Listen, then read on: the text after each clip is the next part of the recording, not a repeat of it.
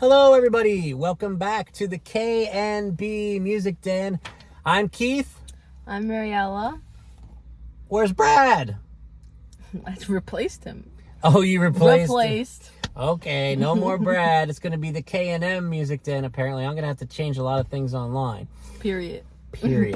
But this is my daughter, Mariella, for those of you who do not know. And I wanted to do something a little different for the channel this time. I've been getting more into some modern hip-hop, which is a little out of my wheelhouse, but I've actually really been enjoying the process. And my daughter here is quite into the modern hip-hop scene, especially this gentleman we're going to talk about today. This isn't a brand new album, but it's his most recent album, and it has gotten a huge buzz this year. A lot of talk about this album, and for good reason. This is Mr. Morale and the Big Steppers from Kendrick Lamar, the one, the only Kendrick Lamar. So tell us about your history with Kendrick before this album came out, Mariella. I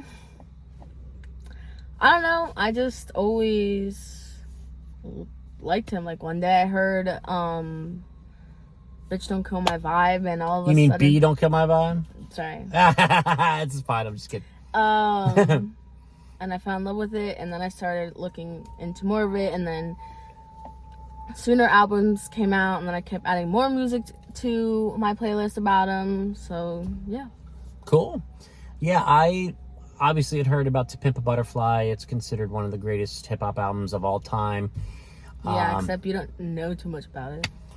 Oh, I knew this video was going to end up being her calling me out on stuff and like sharing it with her friends and being like, oh, my dad's stupid. That's fine. Hey, whatever gets views, right? No. I miss Brad. No. But this Kendrick, I got to tell you, I had a surface knowledge of Kendrick, To Pimp a Butterfly. I had listened to a bit of Damn, a little bit of Mad City. But I don't know, something about when this came out, I latched onto it. The day it came out, I listened to it like 2 or 3 times, the whole thing in a row, and it's like a double album. And it just grabbed me. Really special talent. I think this album it's not just an album. To me, it's a work of art by a genius. What do you think? I mean,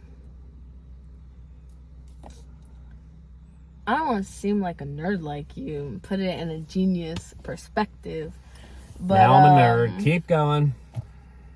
I like it a lot. Like, I mess with it a lot. It has some flow. You can listen to it as a vibe, and it's definitely at the charts top. So yeah. I'm interested to hear what you have to say about this. I noticed there is a lot of open space on this album. You know, a lot of times you listen to a hip hop album and it's trying to be like brr, brr, brr, brr, the whole album. Yeah. There's so many moments on this album where it's just a little bit of piano and then him talking. There's moments where it's just him talking. There's like the beat stops and like there's nothing. And it seems to me like that's where you really he wants you to really pay attention to what he's saying. So that's kind of when the music kind of more drops out. Did you notice that? Yeah, I think.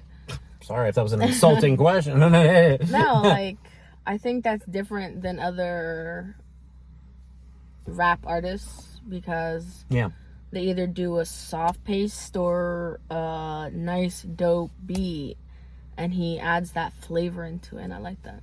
Yeah, it makes for a diverse album, especially when you've got, it's a double album. It's like 17, 18 tracks, so it's like, if everything sounded the same, that would be a little boring, but he's way too talented to have you bored. Yeah. And again, as I mentioned, there's many moments on this album when Kendrick's voice is just like so at the forefront with the way the album is produced.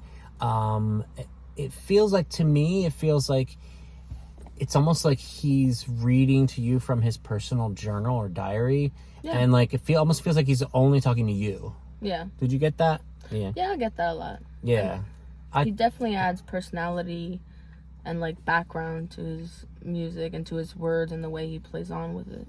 Yeah.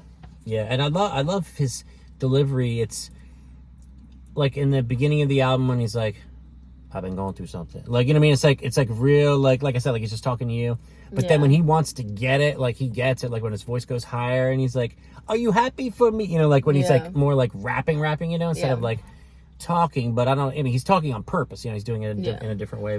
But for me, a song like "We Cry Together," that's hard to listen to. But it's real. Yeah. It's real.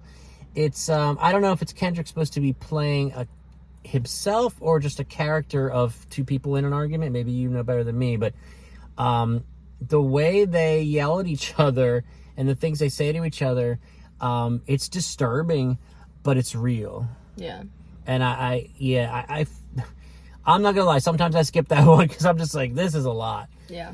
But it's like, it's almost more like performance art, like the way that they do that. But what are your thoughts on "We Cry Together"? I love it. Yeah. Yeah. Because it's real.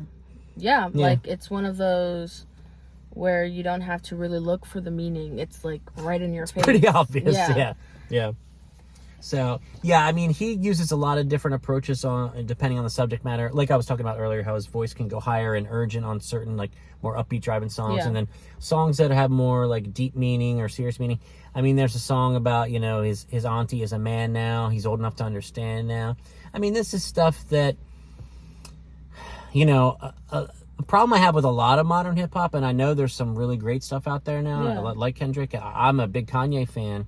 And again, it's not in my typical wheelhouse of hip-hop, and rap is not in my typical wheelhouse. As you guys know that watch the channel, it's classic rock, it's 80s, it's singer-songwriter. Yeah. You know, indie bands and stuff like that. But, so I'll say this, I'm pretty picky about my hip-hop. Like, I need it to be, in my vision, quality. And Kendrick, to me, is just on another level. Yeah. Like, when Kanye came out, it was like, okay, like, you know, wow. And that's kind of how it is with Kendrick. I mean, Do you agree, or? I don't not disagree, but I like all hip hop. I'm out there. But yeah. That's more I your think thing, yeah. Kendrick's definitely second on my favorite list, and Kanye West is a fifth. Okay. Because Well, who's number one? If Kendrick's number two, who's number one? Nicki Minaj. And, Oh, she's fantastic. yeah. And she's Man, her flow is, wow. yeah, she's definitely. Oh, we lost our light. Wait a minute. I'm not. You have to turn on your car. Uh-oh. Well, you know what? We always do these live in one take, and I'm not gonna redo this because Dude, your keys. Oh, dude, my keys. Okay, so just bear with us. Oh, there you go. That works. Oh, that's cool. That's actually better. Yeah. I like that. Let's finish the video like that. You like that? Yeah. Okay. And I don't want to waste gas. It's so expensive. But I know your arm's gonna get tired, so we're not gonna go too much longer. But okay, so Nicki's number one for you. Kendrick's number two. Kanye's number 5. Do you have an idea of who's 3 and 4 in the middle there? Yeah, Cardi B is 4. Number 3 is I think he's hip hop. I'm not quite sure. Labyrinth. I don't know if he's hip hop, but I listen to him a lot. You guys might know him from Euphoria, Mount Everest, those two musics. Okay. Or those songs. Cool. Yeah. Yeah, I mean, when we do the reviews, typically, like when I do them with Brad or on my own, I usually pick my, a few favorite songs. Some of my favorite songs on this album are N95, which I think is the second song. I think it's only on interlude before that. Maybe. And then Savior, but he is not your savior. Like, that's funny. And then The Heart Part 5, which is the last song on the album, which it's a sprawling double album. Now, to me, when I was listening to the song, the lyrics, and I loved how, it's going, it's building, and then he's like, take out the beat, and then it's just the bass line for a while. And it's just him rapping over the bass line. It's so cool. And that brings me back to the production on this album is ridiculous. It's so good. The spaces, the piano, there's piano throughout. It's used so tastefully, and and that's what I need. For me, that's what I need my hip-hop to be. Like, that song that was out a while back, and I got so sick of hearing it, I'm so tired of love songs, tired of love. Like, to me, like, that is crap. And, like, I know a lot of people like it's got a good beat, whatever, but, like, that's the difference between me, and I don't even know who the hell that is, and I don't even care.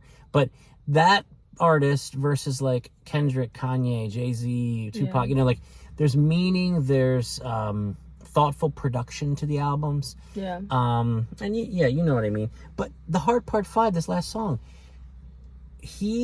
what he's saying as he's closing out this album near the end of that song, it sounds to me like he's telling us that he knows that someday he's going to be murdered.